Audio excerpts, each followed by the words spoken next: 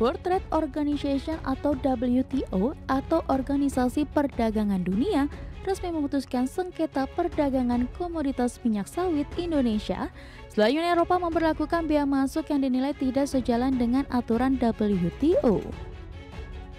Sengketa yang diajukan sejak tahun 2023 ini dalam putusannya, panel WTO merekomendasikan Uni Eropa agar menyelaraskan kebijakannya sesuai dengan Agreement on Subsidies and Countervailing Measure atau SCM Agreement.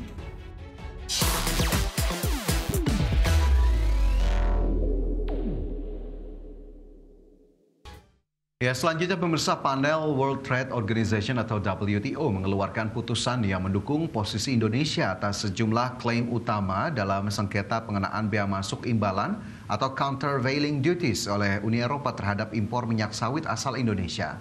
Atas putusan panel WTO tersebut, Indonesia akan mendapatkan akses pasar yang adil bagi komoditas unggulan crude palm oil.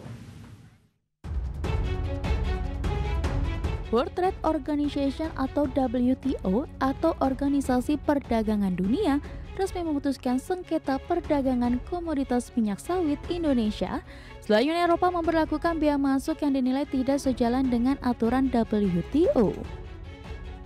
Sengketa yang diajukan sejak tahun 2023 ini dalam putusannya, panel WTO merekomendasikan Uni Eropa agar menyelaraskan kebijakannya sesuai dengan Agreement on Subsidies and Countervailing Measure atau SCM Agreement. Alhasil, World Trade Organization mendukung posisi Indonesia atas sejumlah klaim utama dalam sengketa pengenaan bea masuk imbalan atau countervailing duties oleh Uni Eropa terhadap impor minyak sawit asal Indonesia.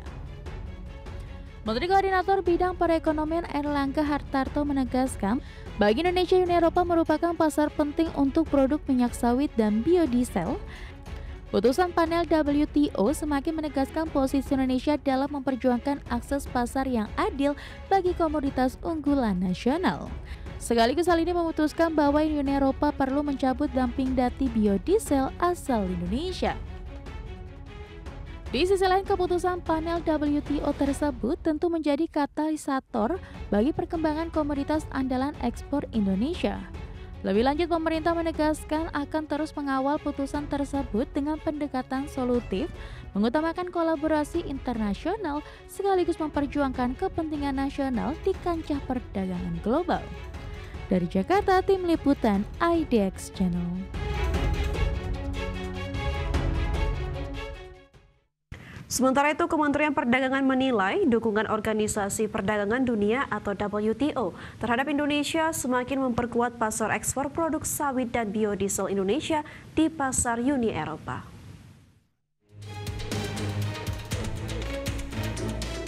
Indonesia secara resmi mendapat dukungan World Trade Organization atau WTO dalam sengketa penetapan bea masuk produk unggulan Indonesia ke pasar Uni Eropa. Atas putusan resmi WTO ini, Kementerian Perdagangan meminta agar Uni Eropa segera mencabut pengenaan bea masuk imbalan terhadap produk biodiesel asal Indonesia.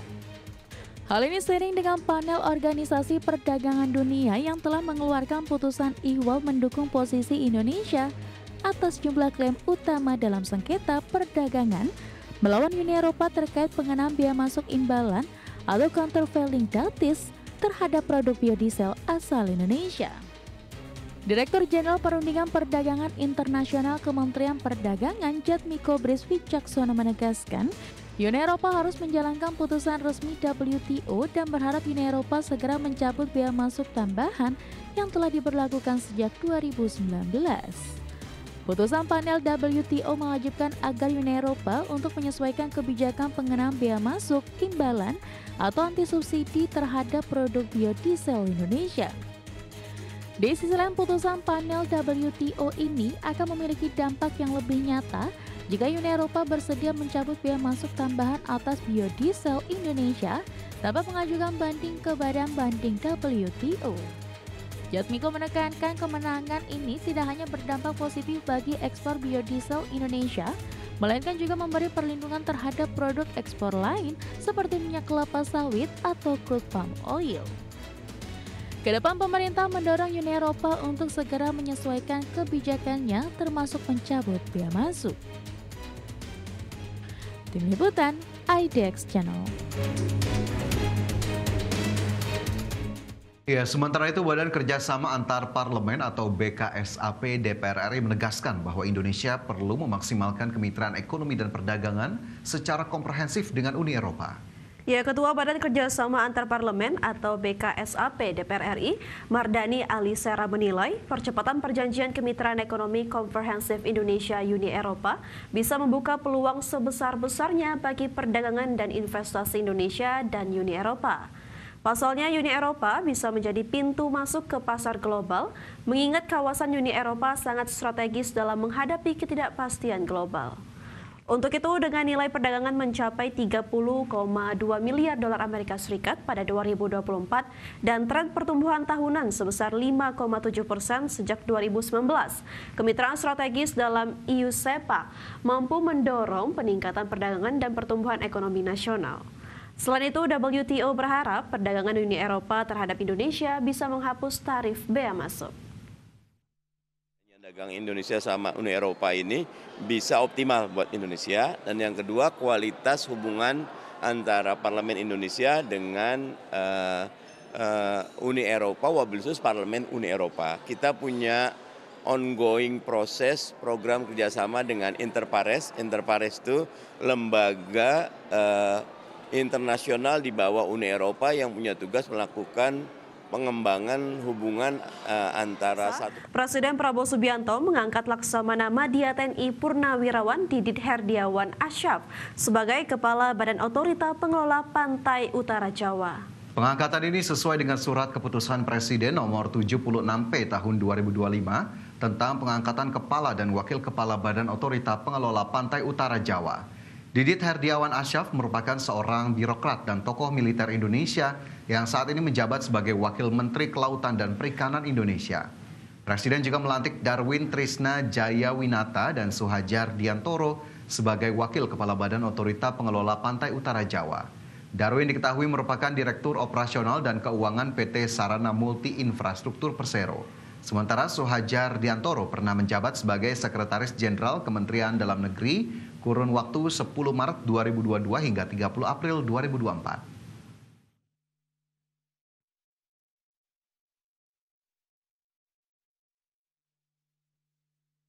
Ya, pengangkatan Didit Herdiawan Asyaf menjadi babak baru bagi Badan Otorita Tanggul Laut Pantai Utara Jawa yang nantinya akan mengurus proyek Giant Seawall atau Tanggul Laut. Proyek Giant Seawall diklaim menjadi infrastruktur paling vital untuk melindungi kawasan pantai utara Pulau Jawa.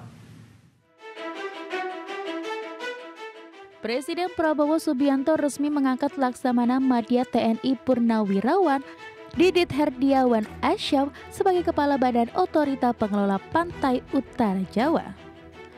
Pengangkatan Didit Herdiawan Asyaf ini menjadi babak baru bagi Badan Otorita Tanggul Laut Pantai Utara Jawa yang nantinya akan mengurus proyek Giant Seawall atau Tanggul Laut. Prabowo menyebut proyek ini direncanakan membentang sejauh 500 km dari Banten hingga Gresik, Jawa Timur.